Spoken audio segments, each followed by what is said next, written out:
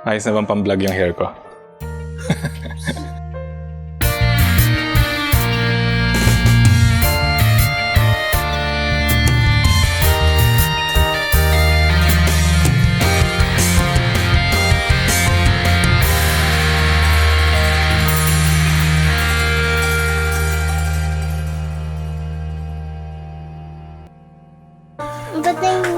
Good morning guys! Welcome to JL Studio. Heto na tayo. Hello! Ready na rin si Nice. Anong gagawin natin today? Let's cut some hair on barbershop. I'm gonna cut some footage. They're gonna cut some hair. Ayos ba? Anong hair? Ito na ang oras na kinatatakutan ko. Oh no! Baka to. So, ano ba sasabihin ko? Hindi nakakatakot yung gunting, inasa ko kahapon ng tulis eh. Baka mamaya yung ulo ko pagkatapos nito matulis na rin. Takutan mo, tenga mo lang naman natatanggal. Okay, nakapagpagupit na ba kayo guys? Okay, dahil hindi tayo makalabas, Kasi, pagtsatsagaan na lang natin kung ano mangyayari. Abangan nyo. In this video, papakita ko rin sa inyo paano gumawa ng image sequence at gagawin nating time-lapse. So, ang gagawin natin, naka-mount lang yung camera sa tripod. Yan. I-mount natin siya, steady siya, hindi siya gagalawin. Ipa-program natin yung built-in intervalometer ng camera to shoot a series of images. So, we will figure out kung ilang seconds yung interval, tsaka kung ilang pictures yung kailangan natin. Usually, sineset ko na siya sa unlimited eh. So, kapag in-start mo siya, yung camera, it will start taking photos automatically within set intervals. Yan. Pagkatapos, pag in-stop mo siya, kung ilan yung nakuha mong image, yun na yun. So, hindi siya may interrupt. So, panoorin nyo. barbershop! Sige na, acute. Acute, acute, acute, acute, acute, acute.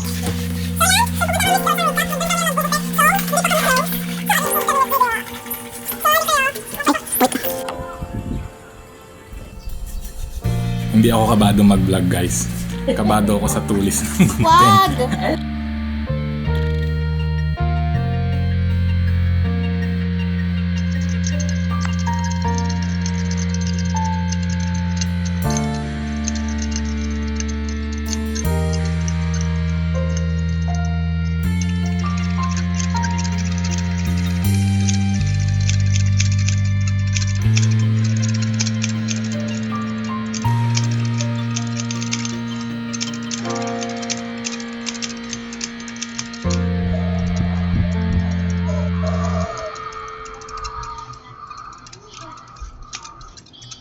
Kay Eldon ka, mas mas maikli, di ba?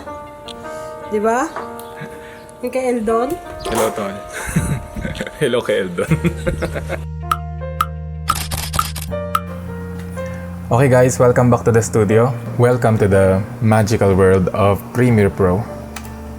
So, once you open Premiere Pro, you can create a new project.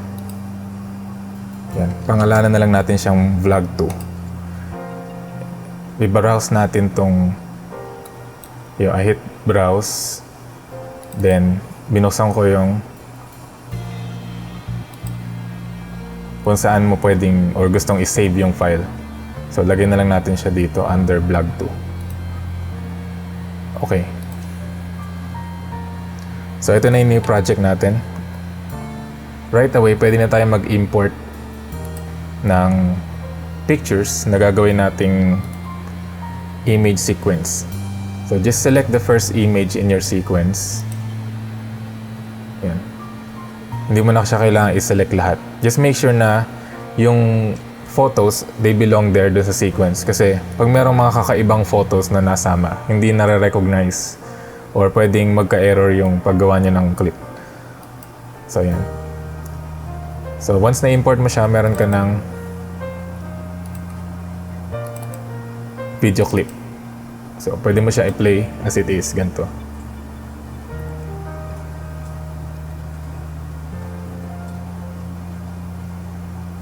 So, yan, medyo jittery lang yung motion niya. So, ito yung bala kong gawin.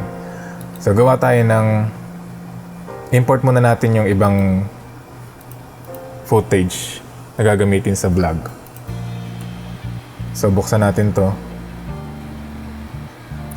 Then, hanapin natin yung pinakaunang footage, which frame rate I will use. So, ito yung pinakaunang footage ngayong araw na to. Yan. Once I import that, hindi ko muna in-import lahat para malinis siyang tingnan, guys. Huwag kayong malito. So, ito yung MVI2969. Ito yung footage na 23976. Import natin sa timeline. Or wala pa siyang timeline actually. Once dinrag mo siya dito sa area ng timeline, magkakaroon na siya ng sequence. So, kanina wala pa siyang sequence. Ngayon meron na siyang sequence na nag-conform sa settings ng file nyo. So, 23.976 na rin siya. Pero, itong image sequence na ginawa natin is 29.97 kung mapapansin nyo, yan. So, kapag dinrag and drop natin siya sa timeline, so pipilitin niya ngayon i-crunch down yung 29.97 to 23.976. Pero, kung gusto niyo na saktong-sakto yung frame, kada frame na kinunan niyo ng pictures, isang frame dito sa timeline, hindi siya may stretch, hindi mag-iiba yung speed, ibig sabihin. So, gawin natin, right-click, modify, interpret footage. Yan. Type lang natin yung frame rate na gusto natin, 23.976.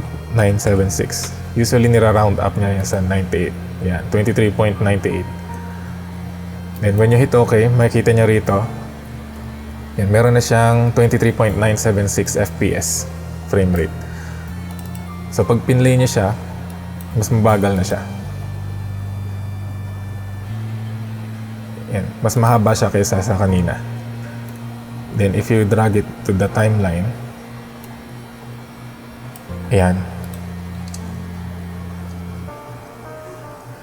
Kung napapansin nyo, mas malaki siya kaysa sa original. Kasi yung timeline natin is nasa 1080p. Yung original footage is 24 megapixel. 6K footage siya essentially. So, napakalaki. So, ang gagawin natin is right-click.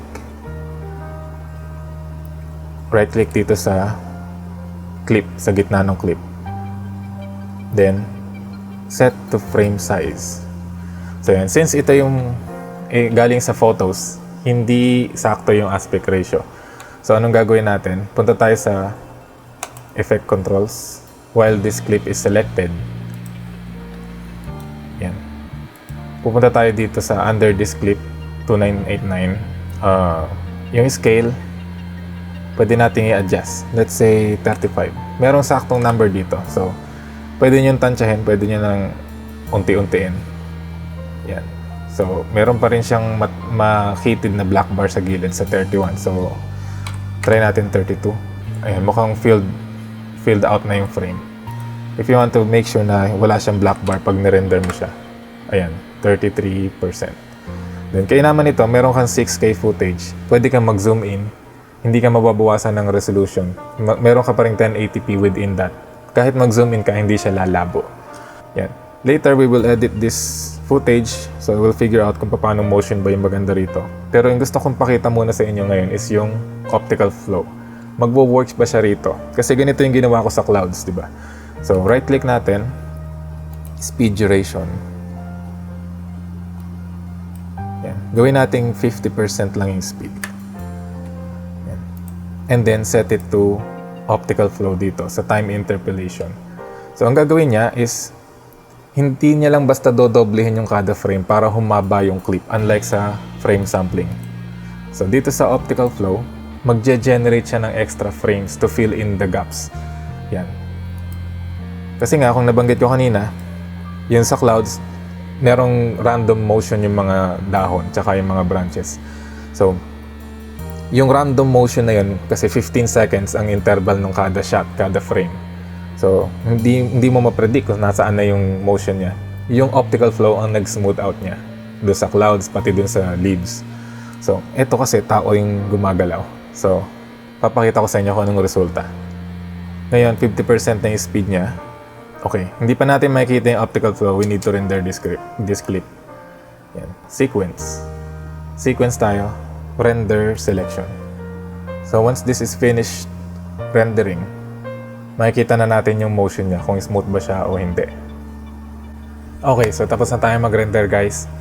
Unfortunately, ito yung naging resulta.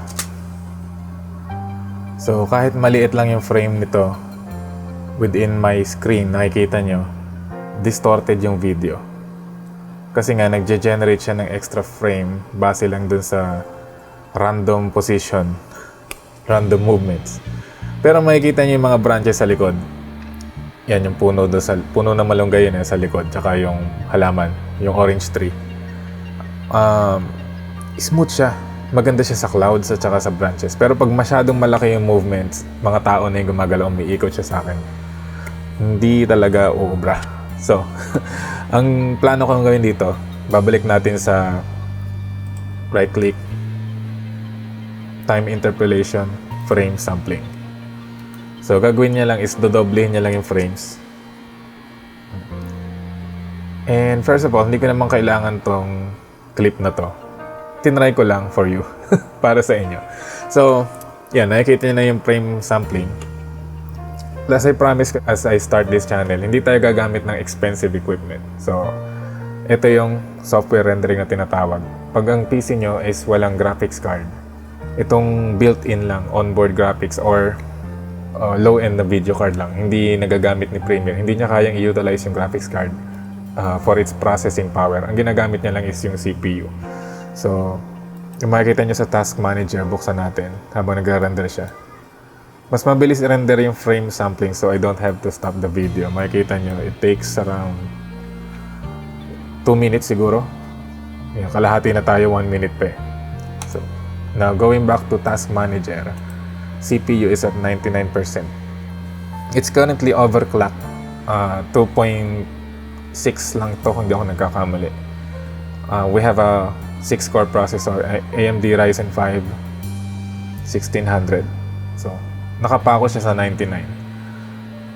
So, 100% na halos yan. Utilized yung CPU. Yan yung difference ng software rendering. Yung video rendering, magkakaroon ka rito ng graphics card na makikishare ng processing power. So, mas mabilis siya. So, and in case plano nyo rin gawin to guys, just expect na you need to devote some time to this. Yan. Kapag hindi pa ganun kaganda yung gamit. So, yan. Nirender ko siya, frame sampling, not too bad. Kasi nga, 15 seconds yung interval nung shots natin. Remember, kung sinet ko siya ng 5 seconds or mas mabilis pa, every 2 seconds siguro, mas smooth pa siya. So, finally guys, ito na yung pinakahuling time interpolation mode na ipapakita ko sa inyo, yung frame blending. So, ang gagawin natin, right click dun sa clip, then time interpolation, frame blending. Yan. Since na-render ko na siya kanina, mabilis na, mapapakita ko na sa inyo kung ano yung resulta. So kung mapapansin nyo, mas smooth siya kumpara sa frame sampling at hindi rin siya wasak kagaya ng optical flow.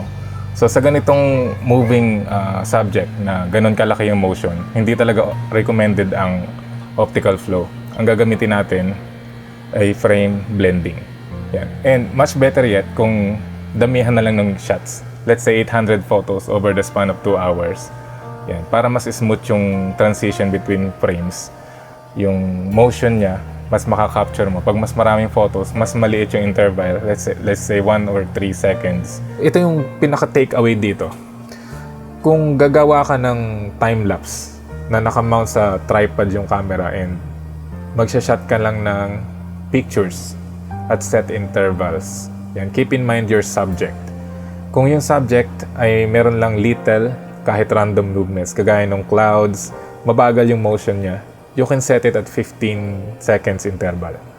Ngayon, kapag maraming gumagalaw, may mga tao, yan, yung wife ko umiikot sa akin, anak ko nandyan din. So, kumbaga sa malilikot ang subject, make sure na mabilis yung interval. So, I could have shot it with the video lapse. So, if we're going to do this again, I would use the video lapse feature instead of the intervalometer. Yung kasing video lapse, sa camera pa lang generated na yung clip. So, hindi ka masyadong mahihirapan. Although, 1080p na siya, wala ka ng room to zoom in masyado. Yan. Lalabo na yung footage nyo kasi hindi siya 6K unlike yung nagagawa natin sa photos. So, yun lang. So, yun yung mga things to consider. And yung camera settings, papakita ko rin sa inyo yung screenshot ng camera. So, naka 50, 1/50 yung shutter speed, 2.8 yung aperture. Kapag nagta-timelapse kasi, mas maganda yung maximum opening ng aperture ang gagamitin nyo. Bakit? Kasi, pag kinlose down nyo siya, let's say f16, f10, yan. Ang mangyayari, kung yung aperture nyo is hindi ganun ka-eksakto yung pagsara niya, pagbukas-sara, posibleng mag-iba yung position niya eh. Posibleng hindi siya ganoon kalaki yung masyadong accurate, kumbaga. So, I just set it as the widest opening para wala na siyang variables. So, ang effect niyan is mababawasan yung flickering.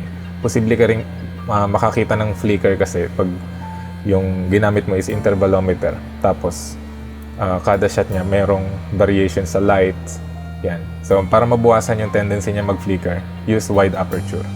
Then, gumamit lang ako kanina ng ND filter para mapadilim yung shot at magamit ko yung gusto kong shutter speed, which is 1/50th of a second, at yung aperture na maximum wide open. Yan. ISO was set to auto para hindi na tayo mahirapan, and tinansya ko na lang yung adjustment ng variable ND filter para magamit ko yung ISO 100 or 200. Doon na siya maglalaro, 100, 200, magkaroon ng variation sa liwanag ng araw. And pag dumilim, pwede siya magtaas ng ISO. Pag sumobra naman liwanag, which is unlikely kasi medyo madilim na yung original shot dahil sa ND filter. Yan. Meron din siyang limit, so hindi masyadong magpa-fluctuate yung exposure. So, if you keep doing this, kung meron kayong paggagamitan ng ganitong technique, makakapanyo rin yung settings na right for you. Yan. As for me, yung settings is, yung shutter speed ko, ibinase ko doon sa output, which is 23.98 to be exact. So, roughly 50 yung times 2 niya. Times 2 mo lang yung frame rate para makuha mo yung ideal shutter speed. Hindi ko naman siya sinasabing proper shutter speed. Pwede kang bumilis doon, lalo na kung wala kang ND filter. You will have to increase your shutter speed to keep the exposure right, para hindi siya ma-overexpose. Kung meron kayong mga tanong guys, punta lang kayo dito sa comment section sa baba. Yan. Using your mobile or your PC. Madaling hanapin yung comment. Pinakababa sa mobile. Yan. Minsan, tagal siyang hanapin. Pero, I'll be willing to reply kasi nagsisimula pa lang yung channel. For sure, marareplyan pa yung lahat ng comments. And be sure to subscribe kung nakatulong sa inyo itong video na to.